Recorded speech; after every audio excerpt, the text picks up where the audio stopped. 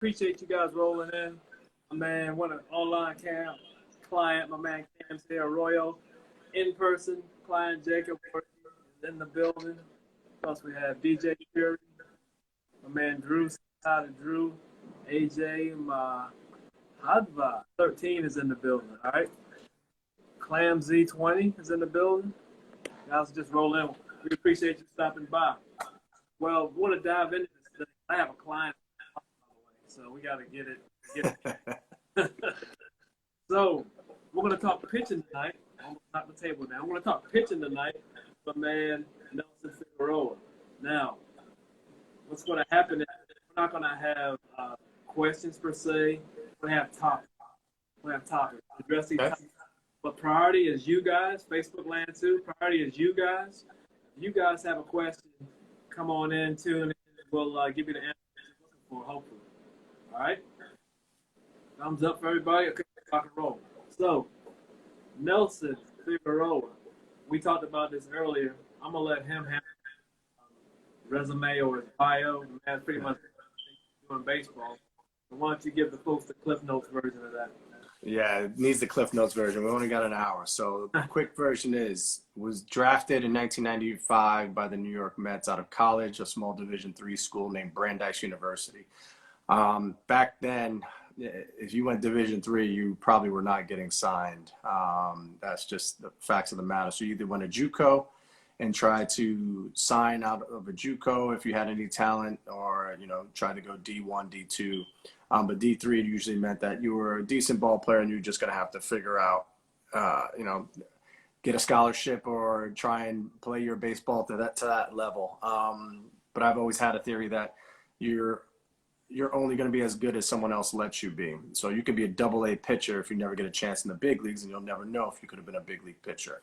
It's not about if you could do it. It's about opportunity as well. I played for 19 years professionally after being drafted in the 30th round by the New York Mets in 1995. I was able to put together a nice long career, and it was because of people like Kenny where I learned how – can you hear me? You good? Yeah, I'm saying, yeah, that's you? So people like Kenny, because after I was 30 years old is when I started actually strength training and taking it serious. Before that, for me, baseball was – I just had to throw a ball. I didn't have to lift big weights to throw a baseball. I was a maintenance type guy. I was a body weight type guy, but they didn't really have programs established that tailored towards somebody like me. For me, I felt whenever I did weights, I was constricted. I felt like I got too stiff. I felt like I didn't have the flexibility that went along with the strength training. I think a lot of times, and we even did them in spring training, we used to do measurements of, my hip flexion and all the different things that I didn't have. And it would be like a red flag to the front office. Okay, this guy's going to blow out because he's off the charts when it came to how everybody else was. And so I was just always built differently, bow-legged as I was. And so there were a lot of things that caused me, I remember my shin splints. I used to deal with shin splints all the time. And that came from wearing sneakers that were wrong for me. I wore Nikes my whole career because I liked the swoosh and I just was used to wearing Nikes. I was a 10.5 in Nike, and then New Balance came around into baseball for the first time. And they were like, you're almost a 12 in our New Balance shoe. And when I put on New Balance shoes, my feet kind of relaxed and laid out a lot flatter. And my shin splints almost went away, within 2 months, where I used to deal with those things every spring training. And so distance running was a pain in the butt for me. So I had to train differently. Having said all that, 19-year career, played with 6 major league teams, played all over the world, Taiwan, in Japan, played in Venezuela, Puerto Rico, Mexico, played in Dominican Republic, have 4 championships in Dominican Republic and winter ball. My biggest thing was have arm, will travel. If you have the ability to get people out, people take notice. I was going to play until nobody gave me a uniform, and I did that. I played till I was 40 years old over in Taiwan, and it was a 4-team league. And they paid me $250,000 to play baseball still at 40 years old. So I wasn't going to say no.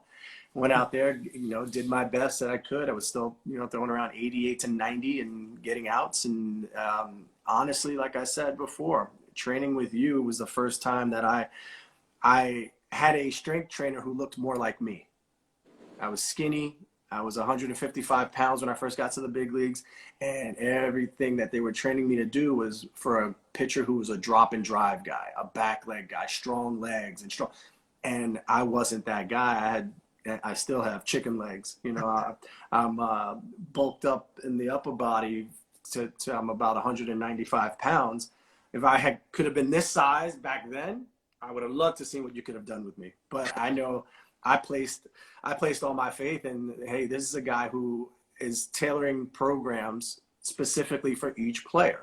You know, there were certain requirements, you know, hey, you got to get 3 different leg exercises in, you got to get 3 different arm exercises or chest exercises. This is what we're doing. But it wasn't necessarily, there's only one way to do it. I was with the Houston Astros, and Coleman, who's been the strength trainer since the, you know, first time around with Nolan Ryan back in those days, and Roger Clemens, and that's all he would do is say, hey, this is what Nolan Ryan did, this is what Rocket did. And I'm like, I'm not built that way. I can't do that. So it was very refreshing for the first time in my career at age 30. You know, I past 30, where I got over my shoulder surgery at 30, and I met up with Kenny, and I'm like, this is incredible to me that I'm able to do these workouts. I'm able to do the elliptical machine without getting flack for it. You know, remember my thing was pounding on my shins. I could pound on my shins for 2 weeks, but then I'm going to be suffering, you know, with my pitching, which is the most important thing. And, you know, you were very big on get your cardio in any way you can. You know, it doesn't matter how you get it. It's that you get it. And I stood with that program religiously. And then I started getting back to the big leagues in 2008 and 2009 after having shoulder surgery in 2004. So that journey was an up and down roller coaster, and playing a big part in reviving my career and having the better half of my career, as, you know, past the age of 30, 35, you know, well until 40. You know, I give a lot of credit to guys like yourself. Nitro in the beginning was a little rough.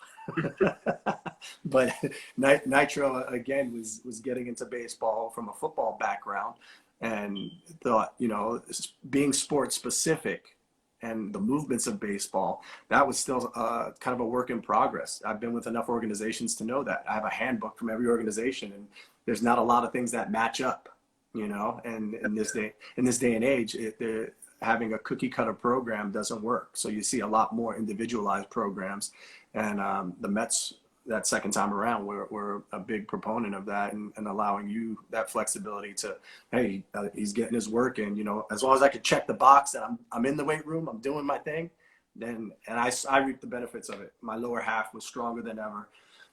I gained velocity as I got older, which doesn't normally happen. You know, I was able to top out at 93 in the first time in my career in 2009 as a Met. And so that was something that I started taking, you know, great pride in, because as a guy who's a starter / reliever, you never know when you would pitch, you know, so I had to always be prepared, and then tailor my workouts to, after whatever effort I was able to put out there, then I could kind of maximize whatever effort I was going to do in the weight room as well. Cool. Let me shout out some of these people. They're rolling in while you were talking. Jen F. 134, Corbin Peters, Mason Byford, Jordan Smitty, S.M. Are these some of your folks right here? I'm sure they are. Hey, I've been a lot of places. I don't do a lot of Instagramming, so when they see that I'm going to be online, it's an event, and it's a worthwhile event. So I'm glad that everybody's here and they joined. And you have the comment section open, so for questions and stuff. Good. Yeah. Please do. I want to tailor this to anybody who's looking for information or has a question. Pop it in there at any time. Yeah, definitely. Terry Tolliver, No Limit Mike 8, The Real Spam Page, Bonilla, that your boy, Bobby, maybe 32 people. Who else we got? Myself, Jeremy 1. I think that's everybody. Tanukai 20, and Jake Brown Radio told you to get a haircut. Oh yeah, Jake Brown. That's my man with the podcast. I do a podcast for the New York Post, the New York Mets podcast, and Jake is my co-host. Cool. Who's bald, of course, so he's got to talk about my hair. All right. Oh, So B3, now you see that? It says he knows, Yep. Knows me from Big double L19, Louis Lopez, one of my Okay. boys growing up from Brooklyn. I actually played against Louis as a svelte shortstop for Canarsie High School in the city championship game in Yankee Stadium. So it was Lincoln versus Canarsie, and we've known each other since then. And man, we've crossed paths a million times over. And a guy I call wholeheartedly one of my brothers. And we bounce ideas off each other. We talk about different players and different techniques to teach kids and to reach kids. We grew up out of the youth service program, and there's a lot of giving back that we try to do. He's been coaching with the New York Nighthawks, and he's very, very big on trying to teach the game to be played the right way. He played for, God, I want to say it was 19 years over at Bridgeport in the Atlantic League.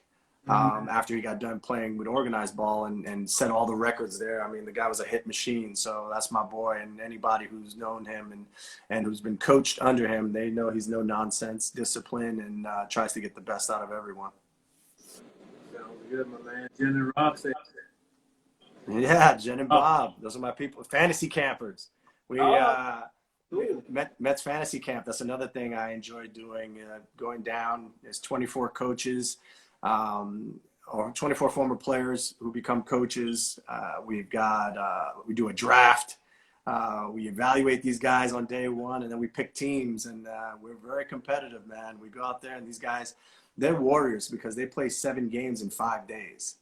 Not even major league players would do that, and you're paying them to play. So these guys pay money, and we abuse them. 7 games in 5 days, and they do a great job, and they come back for more. So that's a couple. His wife actually is the scorekeeper, and she's into baseball more than he is, I think, because she has to watch most of it.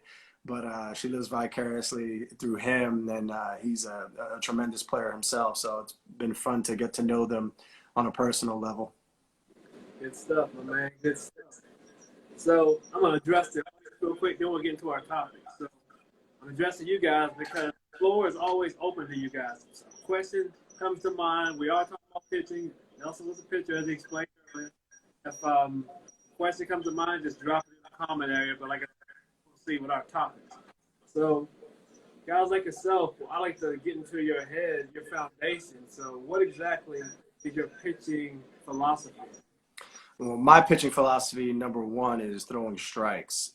Nothing matters. There's been, I'd say, at least several hundred pitchers that I have played with that threw harder than me, that were bigger than me, that were stronger than me, but it was about being able to throw strikes and get outs. That's the bottom line, right? Being able to adapt, being able to read what the hitter is trying to do, know the situation and how a hitter's trying to hit situationally. There's a mindset to pitching.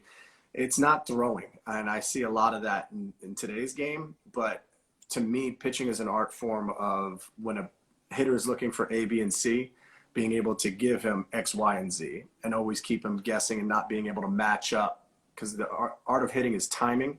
Art of pitching is disrupting that timing. There's no other.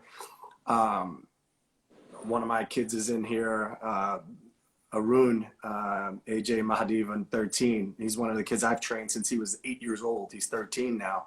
And I constantly talk to him about the advantage you have as a pitcher. Nothing happens until you make it happen. So you don't have to deliver the ball in a certain timing. The hitter's timing depends on you. So being able to disrupt that time. Rick Peterson was tremendous with me, with allowing me to be creative. So like what Marcus Stroman does now, where he does the quick pitching and the, maybe holding and pausing a little bit more, maybe a quick slide step and pitching to home with breaking balls. All those different things were a no-no when I first came up. Everything was kind of cookie cutter. And then it was like, hey, if this is going to help you get outs, that's all we care about. So be creative, be who you are. And I was able to do that. So I preach to kids, have an idol, but if you're 5'5" and 200 pounds, don't look up to Randy Johnson as the guy you want to model yourself after. Kind of see the kind of people that your body type might be like, your arsenal might be like. If you can't throw 98, don't watch Garrett Cole pitch and say, I'm going to do exactly what he does. It's not going to help you at 78. So there is a way of pitching that I always try and coach and teach where you're trying to make everything look like a fastball, the effort be like a fastball, but try to make the hitter guess fastball and it not be a fastball. And that leads to a lot of success and a lot of outs. And I think my kids that I've trained have really learned a lot from that and been able to have success. And even some of the pros that I've trained, and I was a pitching coach in Taiwan as well, it was hard with a language barrier to teach that and to get that message across. I actually taught a couple of them closers, like relievers who've been out there and they've been pitching on that island for 20 years. You know, everybody knows you throw a fastball and a slider. You get to 2 strikes, you throw sliders. I said, well, this year you're going to throw a third pitch. And they're like, oh, you're going to teach me how to throw a pitch? I said, no, you're going to shake your head 3 times. Shake your head. Just shaking your head makes the hitter have some doubt that it's not one or the other. He might have a third one. I said, when you warm up, hold a split finger, show him a split finger, throw it in the dirt. They don't know if it didn't work or not. They just think, oh, maybe he learned how to throw a split finger. Now when you get 2 strikes and you shake off the third time, this guy has no idea what's coming. And you could go right back to your bread and butter. So it just puts a little bit of doubt in a hitter's head. And that's the mental side of things that I've always kind of taken lessons along the line of all those pitchers. And it's not always been the great pitchers, because the great pitchers are just naturally talented. It was some of the pitchers who struggled. It was some of the pitchers who kind of were more like me, a journeyman, you know, who could start, relieve, a guy who had a rubber arm. Mike Morgan was a guy that I looked up to when I was first in the big leagues with the Diamondbacks. And he had played for, I think it was 11 or 12 teams. And he gave me that phrase, have arm, will travel. If they're going to pay you to play baseball, what better job is there in the world?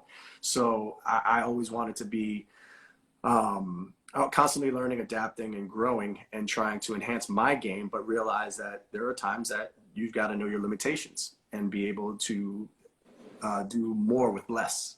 And I think I did that a lot as my career got further along. Okay. I like your perspective on what it took for you to play for 19 years. I like how you share with kids. Now, that's a great dynamic. You have kids watching guys just throwing cheese and figuring out where it's going later. Mm-hmm. The mentality, that's what it seems like. I can't say it is obviously, but that's what it seems like. It's the mentality of the guys these days. Just throw that cheese up there, throw that gas up there. So in your opinion, what do you think the philosophy is of a big league pitcher today? Well, you know, the game itself has gotten a lot younger and the velocities have jumped up exponentially, right? I mean, look back 10 years ago, there weren't nearly as many guys who threw over 100 miles an hour. There weren't nearly as many guys who threw over 95 miles an hour 20 years ago. So I don't know if necessarily players have evolved and they're throwing harder. I do know that they're measuring from a shorter distance. The algorithm that they use is different. So radar guns have changed. We've seen that in just the time that we've been together, when we used to use the ray gun, the old one, and then it went to the jugs, and then it went to the stalker, the super stalker, and everything else. And so the way that they're even measuring velocity is changed. So you see now, if you go to brooksbaseball.net and you look up velocities in the side, in the margins, it says measured from 55 feet. Well, remember, it was 60 feet, 6 inches where they used to measure it from. 5 feet is a lot. And that's why you see these increases in velocity. It's not that these guys are all of a sudden throwing harder than they ever did before. They're measuring it from their release point now, which is more of a true reading, right? So it's not, you're not measuring velocity from 60 feet. You're measuring velocity from 55 feet because you're figuring on average, these guys are landing around 55 feet. So that's something that I think most people don't know, and most people don't have an idea. Sorry about that, kid. No problem. Okay, let's get back on. Yep. You approved, I mean. Yes, sir. We'll get you. So most people don't know about that. And in general, you can make it to the big leagues as a 2-pitch pitcher now.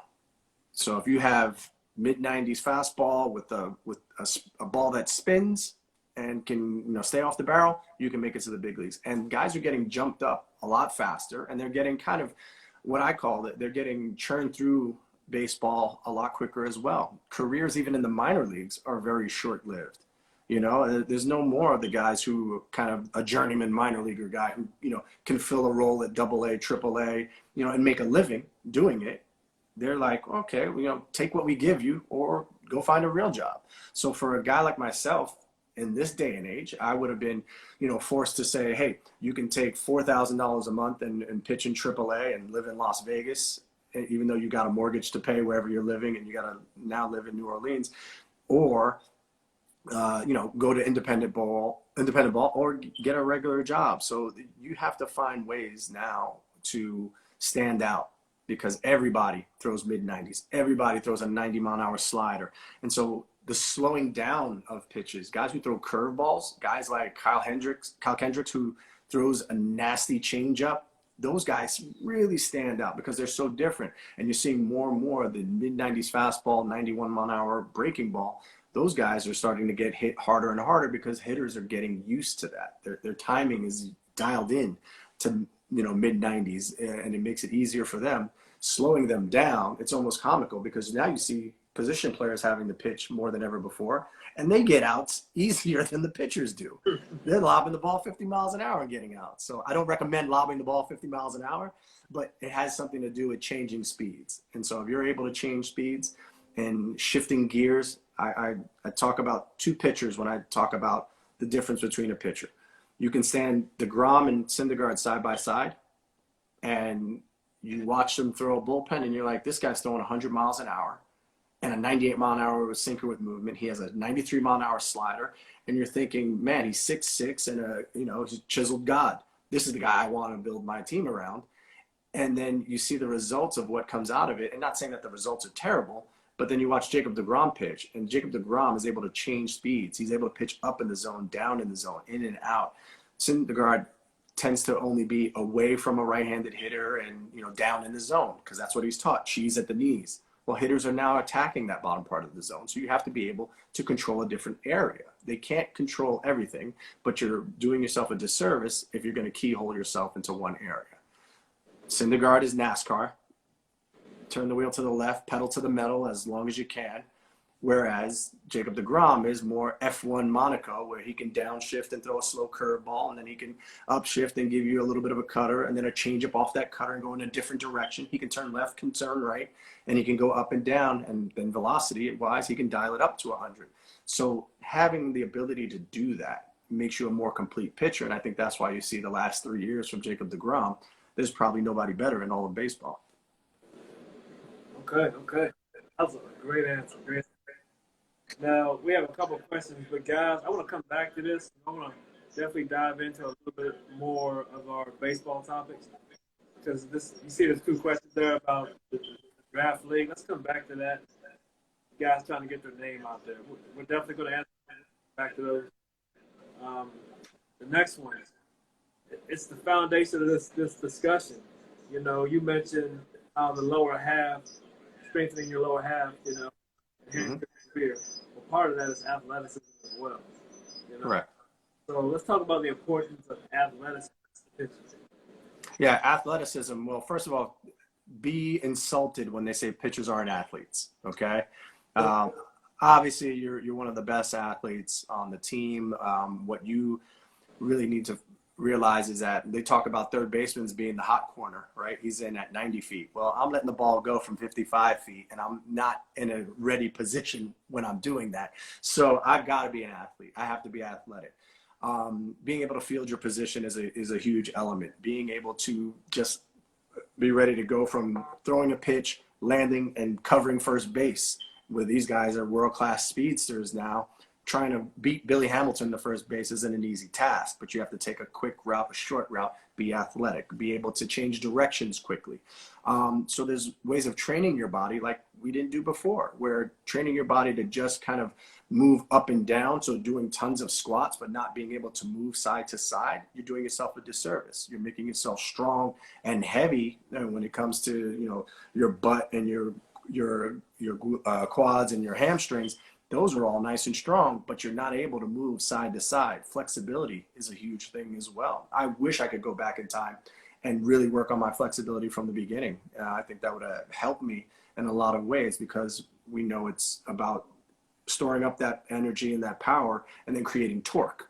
Well, you can create more torque if you have more flexibility. And so I think that's one of the things that with your lower half, you can always try and get more flexible. You can always try and even figure out how to make quicker movements, how to make more efficient body movements. And that's where someone like yourself comes in with a watchful eye and can say, okay, yeah, that's great. You're doing a 40-inch box jump and you're able to do one, but how about doing 10 at 20 inches as quick as you can? So it's not just being explosive one time, you got to be explosive several times and being able to bounce back. So someone like yourself who can cater a training program and always mixing it up, right? Muscle confusion, right? Because on a baseball field, there's no set way to catch a ball or field a ball or even throw a ball. You're going to land a different way every single time. Out of those 100 pitches, if you're mechanically sound to do them the same exact way 40 times, that'd be incredible. But I think if you overlaid it, you would see there's small variations on all of those things. And all it takes is being out of whack one time for you to blow out an elbow. We've seen that happen time and time again throughout the history of baseball. So it's about creating efficient movements, ones that can be replicated and duplicated over and over again.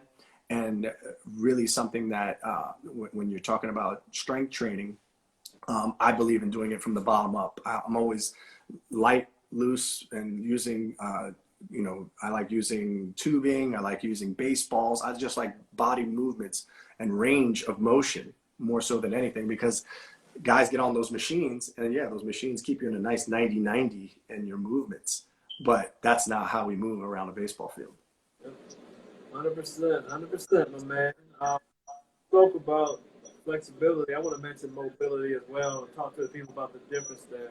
So when Figgy was talking about flexibility, that's the range of motion in the soft tissue, right? The muscle. Mm-hmm.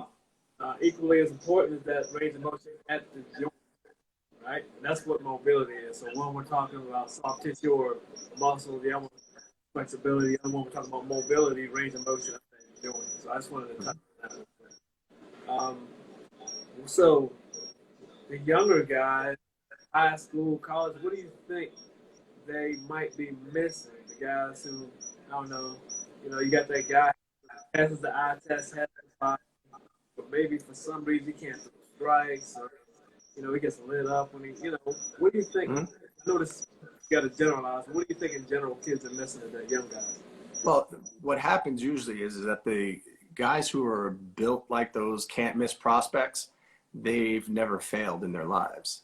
And as that pyramid gets smaller and the competition gets greater at the top, there's not a lot of room for error. They've been able to get away with it because they were always the biggest through the hardest. And now all of a sudden they go from high school to college, or they go from travel team to high school. And, now you start seeing the level of competition get up there. And so if they've never been challenged before, if they've never been, and in this day and age, it's so hard for coaches to kind of, I wouldn't say it's even discipline, but it's more like challenge a kid, like make them uncomfortable. There should be some uncomfortable experiences that you have along the way so that when it happens at a higher level, hey, I've done that before. Have I given up a bomb to somebody? I've done that before. No big deal. He got me once, I'll get him the next time. They're not sure how to deal with failure. They're used to being, hey, I batted 700 in high school. Well, that's not going to happen at the next level. You're going to switch to a wooden bat. You're going to be facing, instead of facing guys who throw 70 miles an hour, all these guys are throwing 85, 95 plus, the level of competition gets up there. So for pitchers, you've been able to throw the ball by everybody. Well, now you're going to have to figure out how to get people out. You're no longer the hardest thrower might not even be the hardest thrower on your own team. So that's a game changer in the confidence level. That's something that, all you heard was you had to be the hardest thrower. I hate that term. I know that's what gets you signed.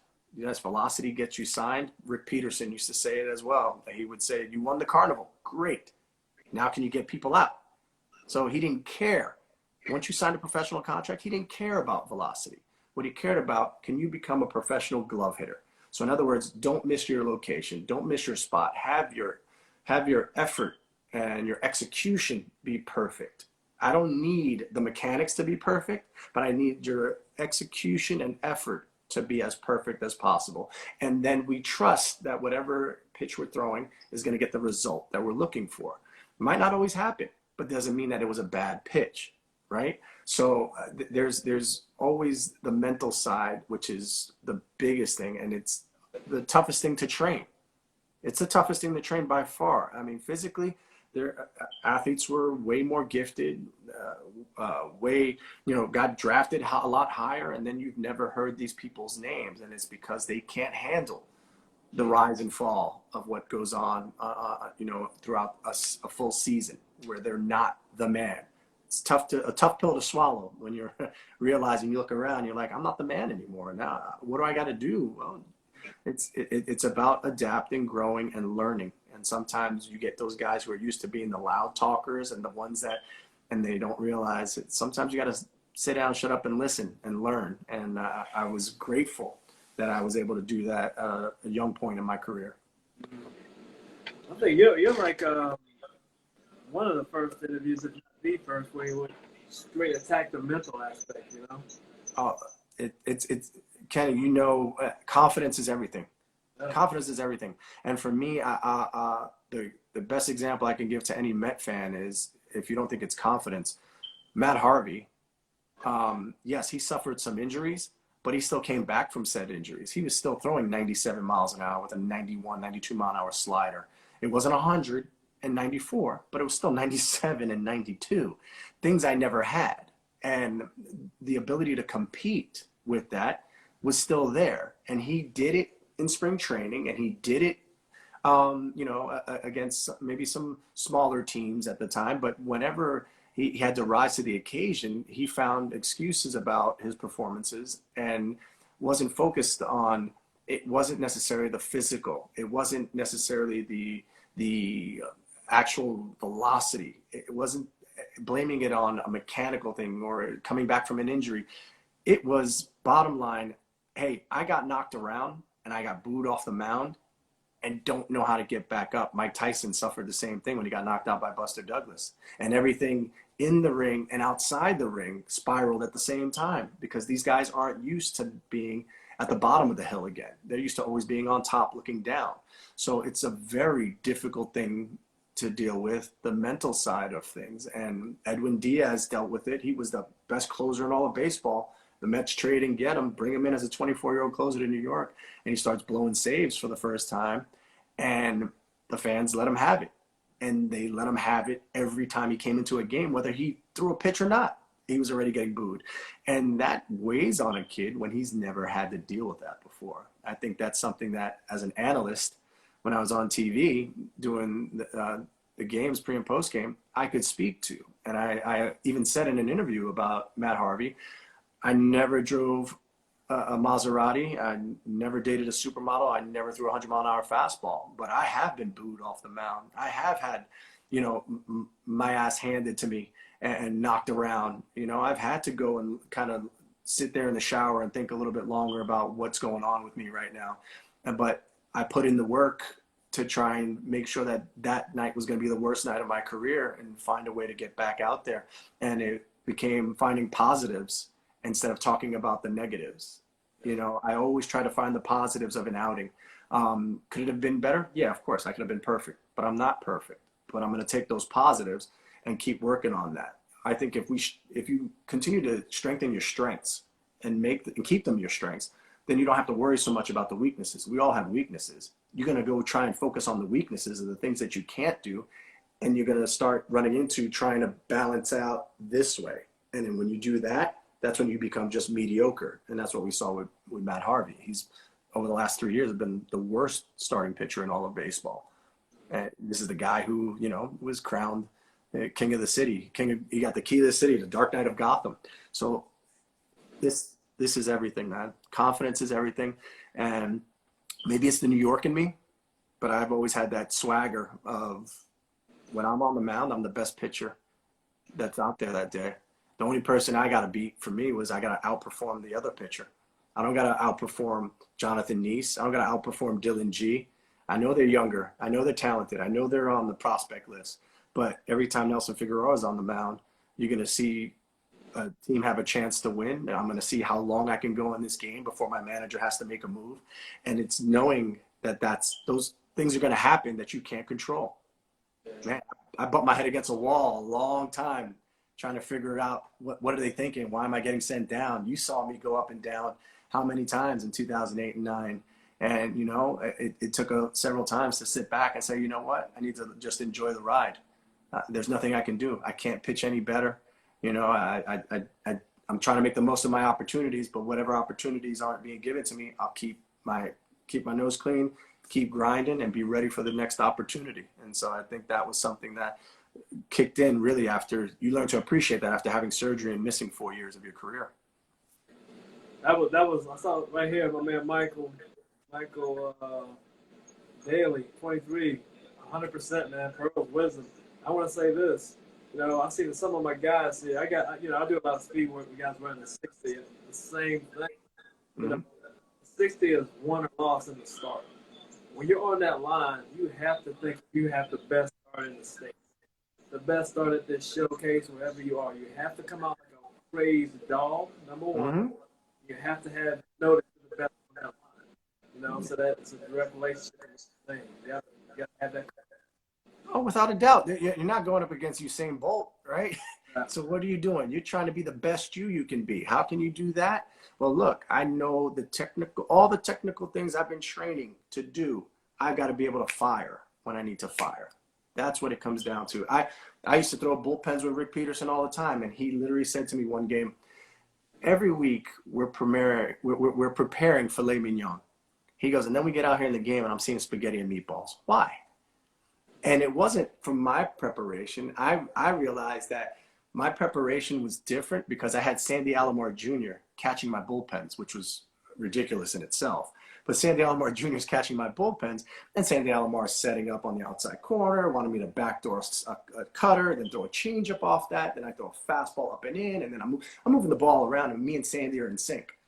But then I go out there with the starting catcher of the day, whoever it may be, and that guy might feel like, okay, the game plan is going to be fastballs in and sliders away, the old school method, and it didn't work for me. So I would get stuck of trying not to fight with that catcher and trying to be in sync with him by not shaking him off. But with Sandy, it was like Sandy would he would literally give me the sign and be like, okay, he would wipe down. So that was a slide step and then put the finger down, and he knew everything, where these other guys didn't know that. And it was because they didn't have the time to train with me. They didn't have the time to prepare with me. So I felt like I was preparing, but I wasn't given a good dance partner. Like I told Peterson probably after like the third start where it was like, I'm doing okay, but I could be doing better. I said, sign Sandy and let him be my personal catcher. Let's see what happens. And he was laughing. He goes, man, if only you were, 10 years younger, we might do it. So that never happened. But I swear that's where baseball and the mental side of things, again, if I have full trust in my catcher and I don't have to think, then I can just perform. I can just enjoy the moment. I'm not sitting there being technical. I'm out there and just going, yep, that's what I want to do. Let's make it happen. You said it with the 60. These guys know what they need to do. They know how they need to do it. And just that split, not even split second, split 100th of a second changes everything. Changes everything. So to be able to kind of block everything else out, know you're not training anymore, and be able to go when it's time to go, that puts you in a different level of someone who can compete and someone who can dominate. Without.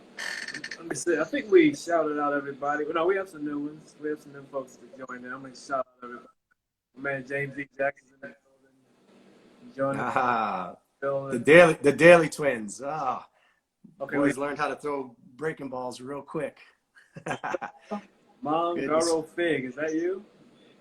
Who's that? Let me see. Priscilla? You familiar with Priscilla? Yep. Priscilla? Those are all people from all over the place. We got people from Mexico. We got people everywhere here. We're worldwide right now, baby. Eleanor Alexander at the real J-Lo. Showtime Nick, one of my clients. And SM No Val GM says catchers are the best athletes. Bill Pittenger says that's right. The pitchers are the best athletes. Yes. Well, Pittenger is one of our fantasy camp guys again, who he knows the grind that you have to go through. And they used to make fantasy camp. We had these poor guys. Some of them hadn't pitched in forever, but there was no rules to how many innings they could pitch, and they were trying to throw all 79 innings, 7-inning games. It's like, you're out your mind, man. You blow out your arm for a week of fantasy camp. But those guys go hard, man. It's fun to watch them play, and it's always fun to be back around some of the former players. So we got, Turk Wendell, Todd Pratt, Steve Traxel was down there with us. You had the old school guys like Duffy Dyer, Ron Swoboda. I think every kind of generation is represented. Of course, you got the Doc Goodens of the world, and I think every catcher from every generation has been down there with us. Ed Hearns, Mackie Sass, or Barry Lyons. They come down, and like I said, it's competitive, it's fun, and it's something we look forward to every year. You start getting. This is normally around the time of year that we go, and we would be heading down to play.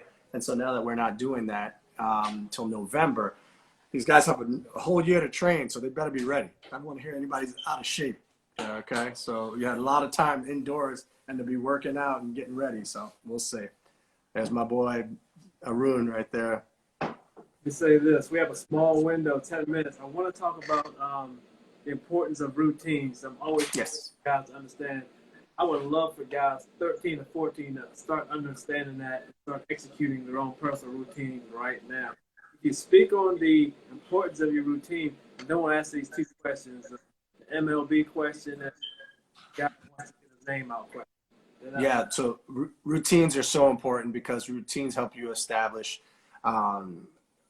again, you want to have something that you're prepared ahead of time. That routine means that you've already planned it ahead of time, now executing it and go ahead and doing that. And you want to try and keep it the same. And I like, there's an addition and subtraction based on whatever my work output is afterwards. So like if I'm training, how I prepare my bullpen session to get ready for a game is different than an actual game day. But there's always those days in between. So part of the routine is just going in there early, a foam rolling session, which when I got older was huge for me. All the soft tissue stuff, trying to, again, mobility and be able to move around and function a lot cleaner.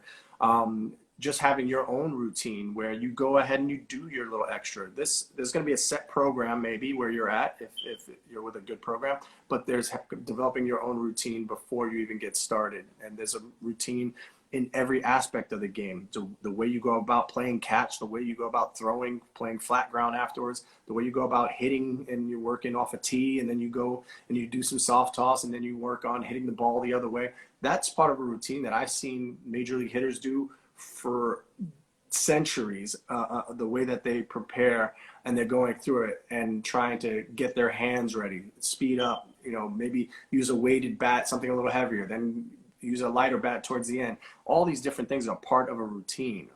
Having said that, we talked about, trying to do some things where different movements or try different exercises to attain different results.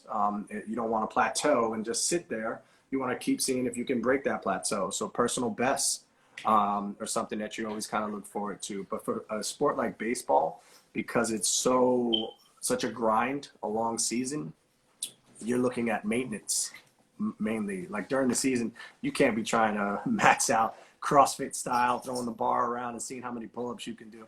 That's not where you're at. But in the off-season, training like that is essential because you want to have those peaks where during the season, at some point, you're going to hit that same peak and be like, all right, I've already been there before. My heart rate's already been this high. Controlling your heart rate. I know you said maybe a lot of people didn't talk about the mind element, but being able to use that mind to control your heart rate will help your body function at a higher level, more efficiently. Not sucking wind the whole time as you're out there. And you don't even realize it sometimes. You watch video now and you can see these pitchers actually trying to take these deep breaths and trying to slow everything down so that the moment doesn't get too big. We see that for kids, you know, all the way through guys in the World Series. You're trying to always find a way to get back to baseline. And that goes back with that routine. Steven Matz was a guy who needed a routine. Get the ball back, put the ball here, take his hat off, fix his hat, then get ready for the pitch. When he did that routine, he had more success because it took his mind off of everything else. So freeing up the mind is part of that routine. I think those are the kinds of things that you're looking at with a routine, and how someone can realize that developing that routine and something that's for you and only you is a special bond that you have with a trainer or someone that you train with. I tell all my kids, hey, when you're starting to get stretched, go ahead. You're going to do your own thing to get ready, and then I'm going to give you some things that I want you to do, because I'm always trying to get them to see the important things that I want them to work on and see where they're at when it comes to they establish their routine. If they don't stretch enough, they're going to feel it.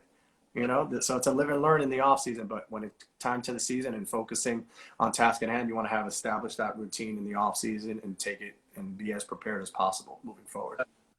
100%. Take that, take that pearl, take that jewel, execute it, fellas, because you don't understand how far ahead of the game you will be.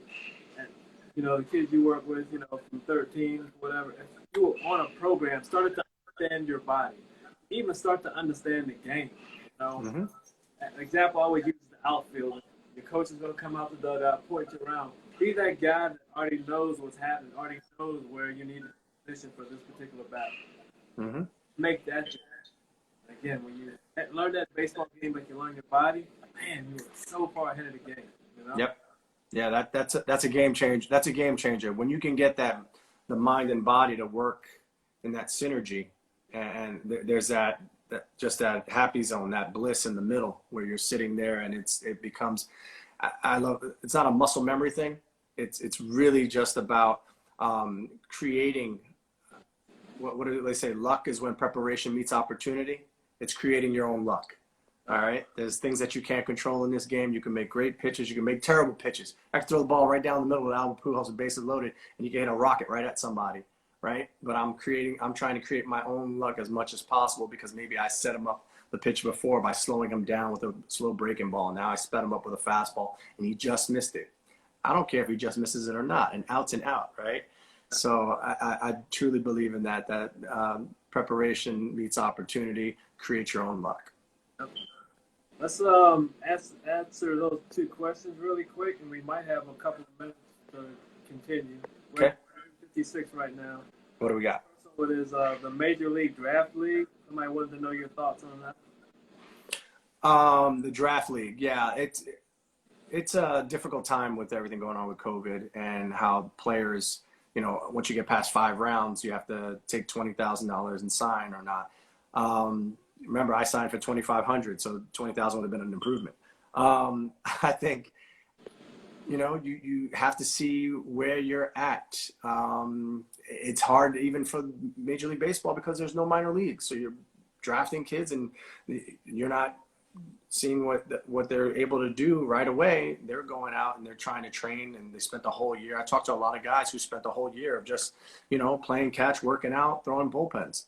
And so that's a whole year lost of development. That's a whole year lost of being seen by other teams. For me, I got drafted by the Mets, but I stood out and I was able to be traded to the Diamondbacks or picked up off waivers or whatever happens. It's because people got a chance to see me. If you don't have a chance to be seen, it's difficult to sign a contract or move around. I think playing in a draft league like that is that you're going to have an opportunity for people to see you, teams to go ahead and you know, see what they're getting for their money, and have an opportunity also to see if, you know, there's a need somewhere else. I said about the guys that are only getting 20 grand to sign, I said, yeah, but they get a choice. They could get 7 offers to do it. You get drafted, it's take it or leave it from that one team. You could be, you know, you're sitting there going, well, the third baseman is Aaron, third baseman is Chris Bryant. I don't want to be on that team. I'll never play third base. You know, so you have an opportunity now where, hey, it's 20,000 coming from 8 teams, and you can pick the organization. You can pick the team that you want to sign with. It's a little bit different. So I'm a big proponent of you got to be in it. You can't be in it on the outside. You can't be the best guy playing in some little obscure league if MLB is giving you an opportunity. No question. The last one is a guy out there.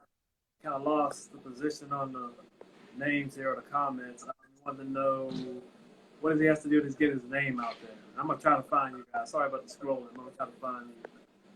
Well, that's an easy one.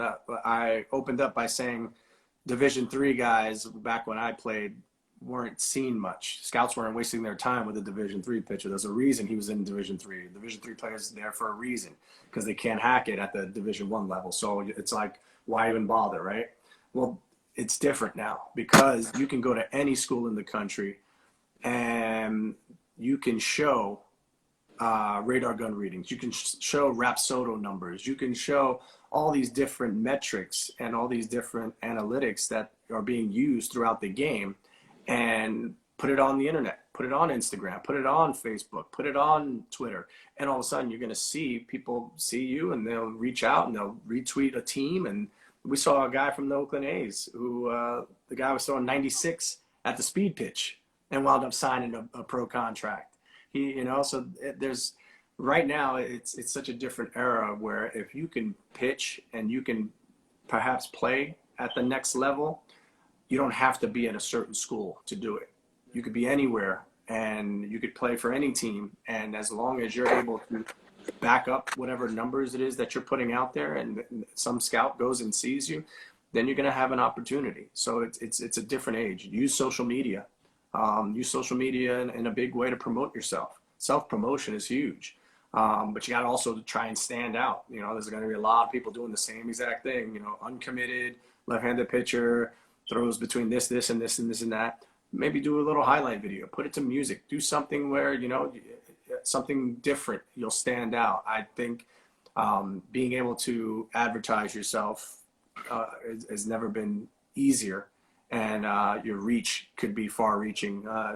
Again, from California all the way to New York, it's not an area scout that has to watch you anymore. They can pick up the Twitter or the Facebook and see you and be like, hey, we'll get a local guy to go check him out, see if he's legit. And you never know. Sounds good, my man. They didn't count us down. Looks like we could have kept talking, but you can probably hear my client out here getting warmed up. So maybe we can do a part 2 sometime before you Anytime, brother. Anytime. Those big moves up there, I imagine you're going to be a busy man soon. I hope so. We'll see what happens. I like all the moves that have been done thus far, so I'm definitely going to try and be a part of it. All right, man. Well, I'm going to head on out. I appreciate you taking your time. All right, brother. We do this again some other time. Anytime. Appreciate the audience over here on Facebook land. Didn't communicate with you guys too much, but I appreciate you guys hanging out. Shout out to Mitch Rosenthal, old school trainer Mitch Rosenthal, Brenton Roll, Dave Anderson from Pro Stance. Appreciate you coming through. And that's all I have for tonight, man. I'm gonna repost this thing and I'll send it to you, and we will do this for a part 2. Absolutely. Take care, brother. Thank you. Y'all take it easy. Good night, guys. Bye-bye.